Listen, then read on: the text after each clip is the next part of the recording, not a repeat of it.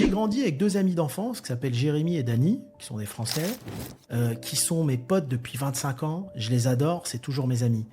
Mais on a grandi dès l'adolescence avec une différence. Je vais te donner un exemple. Quand on était gamin, 15-16 ans, on aimait bien aller en boîte. On était des fêtards. Moi, on m'appelait Parking. Pourquoi ? Incroyable. Parce que je me faisais toujours recaler à la boîte. Donc mes potes, ils rentraient parce que c'était des lâches. Et je les attendais dans le parking. Tu vois ce que je veux dire ? Je les attendais. Donc ils draguaient pendant toute la soirée. On rigolait avec des jeunettes et tout. Et ensuite, moi, j'étais dans le parking. Et en fin de compte, ils me retrouvaient toujours avec des copines en train de discuter. Donc à la fin, ils se sont mis à passer les soirées avec moi dans le parking.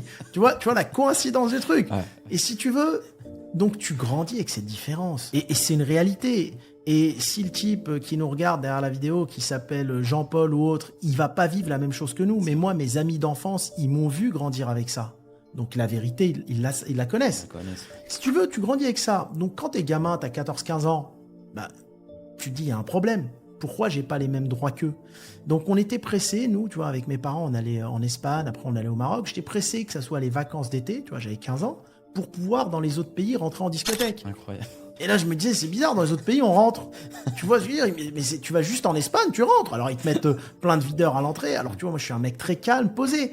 Mais dès le début, ce côté de la France, parce que c'est un côté de la France, te fait vivre une certaine discrimination qui te suit toute ta vie.